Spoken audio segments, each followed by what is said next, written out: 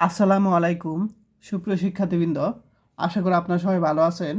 আজকে আমরা fundamental of mathematics সাবজেক্টের একটি প্রশ্ন আলোচনা করব ইনশাল্লাহ। তো প্রশ্নটি হলো ডি ময়বরের সাহায্যে x minus one to the power N equal to x to the power N এর সমাধান বের করতে বলছে, অর্থাৎ এক্স এর মান বের করতে বলছে। খুব সহজ মাধ্যমে তোমাদের বুঝিয়ে দিব ইনশাল্লাহ। তো এখানে প্রথমে যে সমীকরণটা আছে সেটা লিখব। লেখার পর আমরা জানি এখানে যে অংশটা থাকবে সেটা এই পাশে নিয়ে আসতে হয়। আমি এই টাইপের অঙ্ক করেছি, অবশ্যই দেখে নিবে আগের ক্লাসগুলোতে। তো যাই হোক, আমাদের নিয়ম কি, এখানে সাপোজ মনে করো এনার জায়গায় 3 থাকলো, এখানে কিন্তু সেম জিনিস থাকবে, এখানে 3 এখানে 3 এখানে 2 এখানে 2 সেম জিনিস থাকবে, তোমাদের পরীক্ষায় কিন্তু চলে আসে। তো নিয়ম জাস্ট মনে রাখবা, ঠিক আছে? তাহলে তোমার এনের জায়গায় তোমার 2 থাকতে পারে, 3 থাকতে পারে, 5 থাকতে পারে, অনেক কিছু থাকতে পারে, কিন্তু আমাদের নিয়ম কি, এ পাশে যা থাকবে তা এ পাশে নিয়ে আসবো আমরা, ঠিক আছে? তো আমরা x to the power N সেটা আমি এ পাশে নিয়ে আসলাম। তাহলে এক্স টু দি, এখানে এক লাইন করি,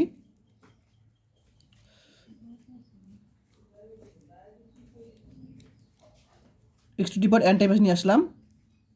তাহলে এখানে থাকবে 1 থাকবে। আচ্ছা, এখন আমরা x to the power N x to the power N দুইটা থেকে আমরা উপরে পাওয়ার নিতে পারি। নেওয়ার পরে এখন এক্স আর এক্স কাটাকাটি যায়, 1 মাইনাস 1/x লিখতে পারি। আচ্ছা, এখন আমরা একটা জিনিস খেয়াল রাখবো, ডি ময়বরের সূত্রের সময় যে 1 থাকলে, হ্যাঁ, আমরা কি লিখবো, cos 2r pi plus i sin 2r পাই। এখন এই আর এর মান তোমার 0 1 2 যাই বসো না কেন, এখানে সাপোজ তুমি আর এর মান এখানে কি বসাও, আমাদের কিন্তু এরকম আকার আনতে হবে। ডি ময়বরের সূত্র সবাই জানো অবশ্যই। তাহলে 1কে আমরা এরকম আকার আনবো। তো এরকম আকার আনতে গেলে আমরা দেখো, 1টা কিন্তু বাস্তব অংশ, আমরা জানি 1 প্লাস আই, এই 1টা হলো বাস্তব অংশ আর আইটা হলো কাল্পনিক অংশ। তো অবশ্যই বাস্তব অংশ কী হবে, তোমার 1 হবে, ঠিক আছে? আর কাল্পনিক অংশ তখন কী হবে, 0 হবে, কারণ 1 প্লাস 0 তখন কিন্তু 1ই হবে। তো দেখো, আমরা এখানে 2r পাই কেন দিলাম, এখন আর এর মান তুমি সাপোজ 0 থেকে শুরু করবা, 0 বসাও। তাহলে আর এর মান যদি এখানে 0 বসাই, cos 0 মান কত, 1, দেখো 1 পাই। আবার আর এর মান এখানে 0 বসালে sin 0 মান কিন্তু 0, sin 0 মান 0, অর্থাৎ 1 প্লাস 0 তখন 1 পাবো। আবার আর এর মান 1 বসাও, আর এর মান যদি 1 বসাও তখন আমরা কি পাবো, cos 2 পাই পাবো, আর পায়ের মান 180, অর্থাৎ 2 সাথে 180 গুণ করলে 360, তাহলে cos 360, দেখো 1 চলে আসে। আবার এখানে আর এর মান 1 বসাও, তাহলে cos sin 360 0, অর্থাৎ 1 প্লাস 0। আবার তুমি আর এর মান 2 বসাও, আর এর মান 2 বসাও, তখন এটা আবার 1 হবে, এটা 0 হবে। আবার আর এর মান 3 বসাও, তখন এটার মান 1 হবে, আবার এটার মান কী হবে, তোমার 0 হবে। তুমি আর এর মান যা বসাবা, যেমন আর এর মান সাপোজ 2 বসাও এখানে, তা 2 বসালে কত হয়, 2 2 4, তাহলে 4 পাই, তাহলে 4 পায়ের মান 180। দেখো cos 720, তাহলে cos 720, দেখো 1 চলে আসে। তাহলে আর মান 2 বসিও, সেম 1 চলে আসবে, এখানে আর মান 2 বসাও, অর্থাৎ আবার এখানে sin 720 করে দিই, তো 0 চলে আসে, দেখো, অর্থাৎ এটাও 0। আশা করি সবাই বুঝতে পেরেছ আমরা কীভাবে সলিউশন করেছি। তাহলে 1কে আমরা এভাবে লিখতে পারি। এখন এই 1টা, এই এন যখন এবার চলে যাবে, আমরা জানি যে 1/n চলে আসে। আবার 1/n এর পাশে চলে আসলে কী হবে, শুধু n পাবো আমরা। তাহলে nটা এই পাশে নিয়ে আসলাম, 1/n হয়ে গেল। এখন ডি ময়বরের সূত্র অনুসারে এই জিনিসটা কী হবে, এটা থিটা মনে করবো, থিটার সাথে গুণ হবে, ঠিক আছে? আবার ডি ময়বরের সূত্র অনুসারে কি, এটার সাথে কি, এটা গুণ হবে। অবশ্যই ডি ময়বরের সূত্র দেখে নিবে, এটার সাথে গুণ হবে, এটার সাথে গুণ হবে, তো গুণ করলাম, এটার সাথে গুণ করলাম। এখন এই আর এর মান আমি তোমাদের একটু দেখাই, আহ, সবাই দেখো এখানে সাপোজ এখানে যা থাকবে মনে করে এখানে 3, তার থেকে কিন্তু এখানে কী হবে, 1 কম হবে। তাহলে এখানে কী হবে, আর এর মান 0 1 2 হবে। যে 8 ধরছি যে এখানে, সেগুলি কি 1 কম হবে। এখানে দেখো 5, সাপোজ এখানে কত 5 আছে, তার থেকে 1 কম হবে, অর্থাৎ কী হবে 0 1 2 3 4 হবে। এই যে এখানে দেখো 4, তার মানে এটা বোঝায় এন এর মান যা থাকবে তার থেকে 1 কম হবে। এখানে 0 1 2 ডট ডট এন এর মান 1 কী হবে, এখানে কম হবে। এটা এখানে বোঝানো হয়েছে। আচ্ছা, এখন আমরা কি করব, এটা থেকে এটা পেয়েছি। এখন আমরা এখানে একটু লিখে দিলাম। এখন আমরা এই অংশটা এপাশে আনবো, অর্থাৎ প্লাসটা এপাশে আনলে কি হবে, মাইনাস হয়ে যাবে। এই অংশ এপাশে আনবো, অর্থাৎ প্লাসটা এপাশে আনলে মাইনাস হয়ে যাবে। তাহলে এই অংশ এপাশে আনলাম, আর মাইনাস 1/xটা এপাশে নিয়ে আসলাম, তাহলে প্লাস 1/x হয়ে যাবে। এখন একটা সূত্র আছে, সূত্রটা আমি তোমাদের দেখাই। 1 মাইনাস কজ 2 থিটা, এটা সূত্র হলো 2 সাইন স্কোয়ার, এটা অর্ধেক, অর্থাৎ কী হবে সাইন স্কোয়ার থিটা হবে। আবার এখানে যদি 4 থাকতো 4 থিটা, তাহলে এখানে 2 থিটা হতো, অর্থাৎ এটার অর্ধেক এখানে হয়। ক্লিয়ার? তাহলে এই সূত্র ইউজ করবে এখন। তাহলে 1 মাইনাস কস 2, এটাকে আমরা থিটা মনে করবো, এটাকে আমরা থিটা মনে করবো, একটুকে আর পাই বাই এন, এটাকে থিটা মনে করবো। তাহলে 1 মাইনাস কস থিটা, কস 2 থিটা, তো সূত্র কি 2 sine square theta, 2 sine square. এখানে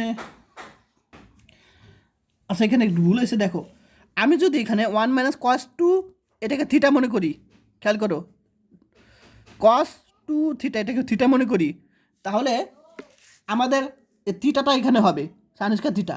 তাহলে আমি থিটা কোনটা ধরছি, এটুকে থিটা ধরছি, কস 2 থিটা, তাহলে এখানে থিটা হবে, তাহলে 2 হবে না, এখানে কস থিটা। ঠিক আছে, আমি থিটা ধরছি। আশা করি সবাই বুঝতে পেরেছো কীভাবে করছি সলিউশন। আচ্ছা, তারপর আমরা আরেকটা সূত্র জানি,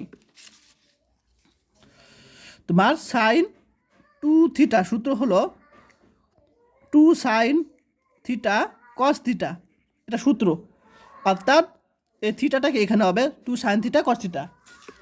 তাহলে এখানে দেখো সাইন 2 থিটা, এটাকে আমি থিটা মনে করছি, দেখো তাহলে 2 সাইন এ sorry 2 sine theta cos theta, আমরা জাস্ট এটাকে থিটা ধরছি, থিটা মান বসে দিলাম, 2 সাইন থিটা কস থিটা সূত্র বসে দিলাম, আর এখানে ইকুয়াল টু 1/x। আশা করি বুঝতে পেরেছ। এখন এখান থেকে কমন যাবে কি, 2 কমন যায়, আবার sine r pi by n, sine r pi by n common যায়, তো থাকবে কি sine r pi by n minus i cos r pi by n থাকবে, ইকুয়াল টু 1/n, 1/x। এখন একটা বিষয় খেয়াল করো, আমরা ডি ময়বারের সূত্র কি জানি, যে তোমার কস থিটা আগে থাকবে আই সাইন থিটা, অর্থাৎ কস থিটার সাথে কি আই যুক্ত থাকবে না, সাইন থিটার সাথে আই যুক্ত থাকবে, এটা আমরা জানি নিয়ম। তাহলে আমাদের এখানে এই কস থিটার সাথে কিন্তু আই থাকবে না, এটার সাথে আই থাকবে। তো আমরা কি করব, এখান থেকে আই কিন্তু থাকবে না, তাহলে আইটা কমন নিয়ে আসবে এখান থেকে, অর্থাৎ উভয় পক্ষ থেকে এখান থেকে কমন নিব। তাহলে এখান থেকে আই কমন নেওয়া মানে ভাগ, এখান থেকে আই কমন নিয়েছি, অর্থাৎ ওই আই দ্বারা ভাগ করেছি, আবার এখান থেকে আই কমন নিয়েছি, তাহলে কস আর পাই বাই এন। এখন কিন্তু এখানে কি কজের আগে আই নাই।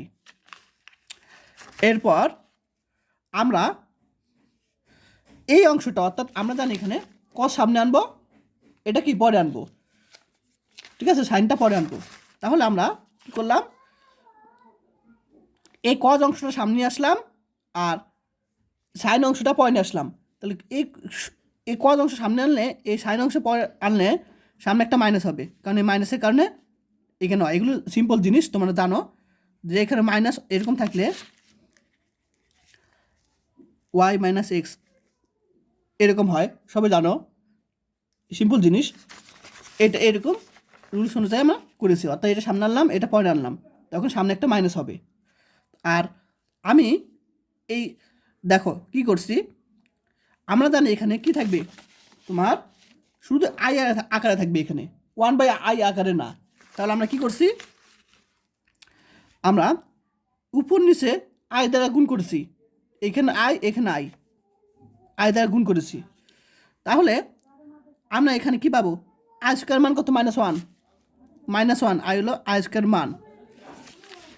তাহলে -1 প্লাস নিচে 1 উপরে আই থাকে, আমাদের কি চলে আসলো, এরকম রুলসে চলে আসলো, কিন্তু cos theta plus i sine theta এবার চলে আসলো। আশা করি সবাই বুঝতে পেরেছে। আচ্ছা, এখন আমরা কি বের করতে বলছে, সমাধান, অর্থাৎ এক্স এর মান বের করতে বলছে। তাহলে আমরা কি করব, 1/x আছে সেটা উল্টে দিব।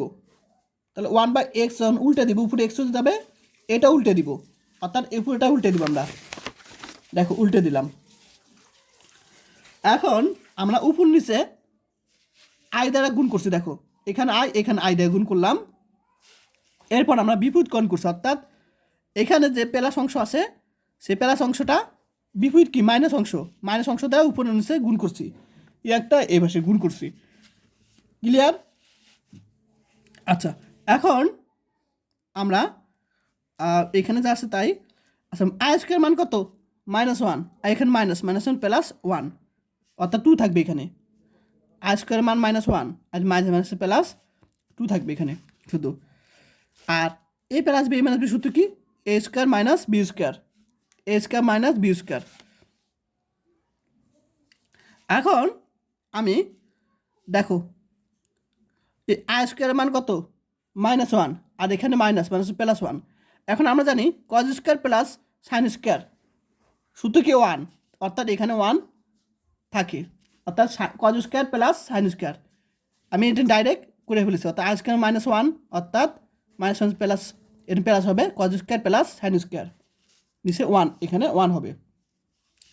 এখন 1/2 লিখতে পারি এবার সে। এখন কজের নিচে সাইন দিলাম, কজ বাই সাইন মানে কি, কট r/n মাইনাস, আবার সাইন সাইন কাটাকাটি যায়, থাকবে শুধু মাইনাস আই থাকবে। এটাই আমাদের সমাধান, যেখানে আর এর মান 0, 1, 2, n-1 এক কম। আশা করি সবাই বুঝতে পেরেছ। ক্লাসটা কেমন লাগলো অবশ্যই আমাকে কমেন্ট করে জানাবে। আর যারা কোর্স করতে চাও তারা 01406486940 হোয়াটসঅ্যাপে মেসেজ দিবে, কোর্স ফি 360 টাকা।